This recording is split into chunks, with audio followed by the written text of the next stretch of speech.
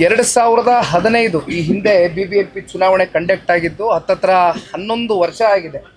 11 ವರ್ಷದ ಬಳಿಕ ಸರ್ಕಾರಕ್ಕೆ BBMP ಚುನಾವಣೆ ಅಥವಾ ಇವತ್ತೇನು GB ಅಂತಕ್ಕಂಥದ್ದನ್ನ ಹೊಸ ನಾಮಕರಣ ಮಾಡ್ಕೊಂಡಿದ್ದಾರೆ.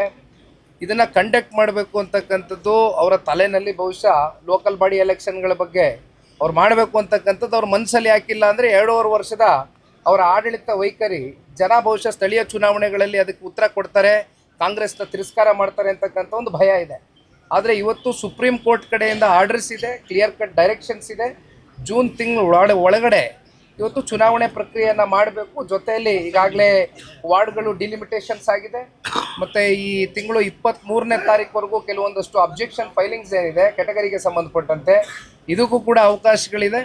ಇವತ್ತು ವಿಶೇಷವಾಗಿ GBA ರಿಲೇಟೆಡ್ನೇ ಮೀಟಿಂಗ್ ಕರೆದಿರ್ತಕ್ಕಂಥದ್ದು.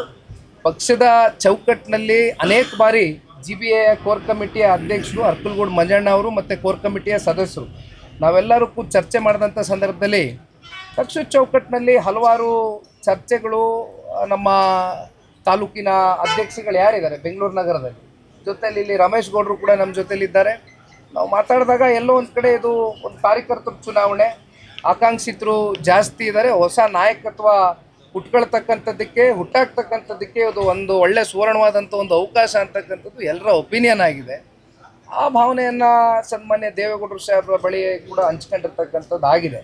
ಬಟ್ ಅಂತಿಮವಾಗಿ ಇವತ್ತು ಲೋಕಲ್ ಬಾಡಿ ಎಲೆಕ್ಷನ್ಗಳಲ್ಲಿ ಅದು ಯಾವುದೇ ಲೋಕಲ್ ಬಾಡಿ ಎಲೆಕ್ಷನ್ ಇರಲಿ, ಇದು ಒಟ್ಟಾಗಿ ಹೋಗ್ಬೇಕಾ, ಪ್ರತ್ಯೇಕವಾಗಿ ಈ ಒಂದು ಹೋರಾಟವನ್ನು ಕೈಗೆತ್ಕೊಳ್ಬೇಕಾ ಅಂತಕ್ಕಂಥ ನಿರ್ಣಯಗಳು ಬಹುಶಃ ನನಗೆ ತಿಳಿದ ಮಟ್ಟಿಗೆ ಇಲ್ಲಿವರೆಗೂ ಕೂಡ ಈ ನಿರ್ಣಯಗಳಾಗ್ತಕ್ಕಂಥದ್ದು ಒಂದು ನವದೆಹಲಿಯ ಕೇಂದ್ರದ ಭಾರತೀಯ ಜನತಾ ಪಾರ್ಟಿಯ ಒಂದು ಕಡೆ ಅಮಿತ್ ಶಾ ಜಿ ಅವರು ಇರ್ಬೋದು, ರಾಷ್ಟ್ರಾಧ್ಯಕ್ಷ ಇರ್ಬೋದು, ಜೊತೆಯಲ್ಲಿ ಪ್ರಧಾನಮಂತ್ರಿಗಳ ಒಂದು ಡೈರೆಕ್ಷನ್ಸ್ ಮೇರೆಗೆ ಇವೆಲ್ಲವೂ ಕೂಡ ಒಪ್ಪಂದಗಳಾಗಬೇಕಾಗ್ತದೆ. ಜೊತೆಯಲ್ಲಿ ಇಲ್ಲಿ ನಮ್ಮ ವರಿಷ್ಠರಾಗಿರ್ತಕ್ಕಂಥ ಸನ್ಮಾನ್ಯ ದೇವೇಗೌಡರು ಸಾಹೇಬರು ಕುಮಾರಣ್ಣ ಅವರು ಕೂತು ಚರ್ಚೆ ಮಾಡಿ ಅಂತಿಮವಾಗಿ ಇವೆಲ್ಲವೂ ಕೂಡ ಒಟ್ಟಾಗಿ ಹೋಗಬೇಕಾ ಅಥವಾ ಪ್ರತ್ಯೇಕವಾಗಿ ಹೋರಾಟ ಮಾಡ್ತಕ್ಕಂಥದ್ದಾದಾಗ ಸಾಧಕ ಬಾಧಕಗಳೇನು ಎರಡೂ ಪಕ್ಷಕ್ಕೆ ಇವೆಲ್ಲವೂ ಕೂಡ ಯೋಚನೆ ಮಾಡಿ ನಿರ್ಧಾರವನ್ನು ಮಾಡ್ತೇವೆ.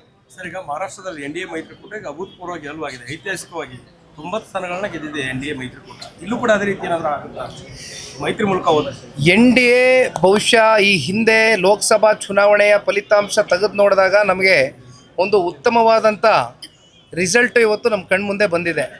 ರಾಜ್ಯದ ಜನತೆ ಇವತ್ತು NDAನ ಕಳೆದ ಲೋಕಸಭಾ ಚುನಾವಣೆ ಸಂದರ್ಭದಲ್ಲಿ ಒಪ್ಕೊಂಡಿದ್ದಾರೆ. ಅತಿ ಹೆಚ್ಚು ಸಂಸದರನ್ನು ಆಯ್ಕೆ ಮಾಡ್ತಕ್ಕಂಥದ್ದಕ್ಕೆ ಆಶೀರ್ವಾದವೂ ಕೂಡ ಮಾಡಿದ್ದಾರೆ.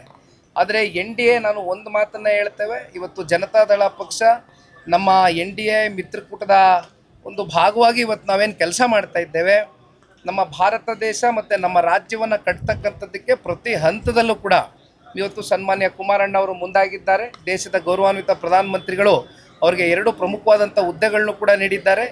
ಒಂದು ಅವರಿಗೆ ರಾಜ್ಯದಲ್ಲಿ ಇರ್ತಕ್ಕಂಥ ಅನುಭವ, ಜೊತೆಯಲ್ಲಿ ಇವತ್ತು ಅವ್ರಿಗೆ ಕೊಟ್ಟಿರ್ತಕ್ಕಂಥದ್ದು ಒಂದು ಸ್ಟೀಲ್ ಇರ್ಬೋದು ಮತ್ತು ಹೆವಿ ಇಂಡಸ್ಟ್ರೀಸ್ ಡಿಪಾರ್ಟ್ಮೆಂಟಲ್ಲಿ ಇವತ್ತು ಭಾಳ ಉತ್ತಮವಾದಂಥ ಒಂದು ಕೆಲಸ ಮಾಡ್ತಾ ಇದ್ದಾರೆ ಅಂತಕ್ಕಂಥ ಒಂದು ಮೆಚ್ಚುಗೆನೂ ಕೂಡ ಇವತ್ತು ಪ್ರಧಾನಮಂತ್ರಿಗಳು ಸನ್ಮಾನ್ಯ ಕುಮಾರಣ್ಣ ಅವರಿಗೆ ಕ್ಯಾಬಿನೆಟ್ ಮೀಟಿಂಗ್ಗಳಾದಂಥ ಸಂದರ್ಭದಲ್ಲಿ ಹಂಚ್ಕೊಂಡಿರ್ತಕ್ಕಂಥದ್ದು ಕೂಡ ನಾವು ಕೇಳ್ಪಟ್ಟಿದ್ದೇವೆ.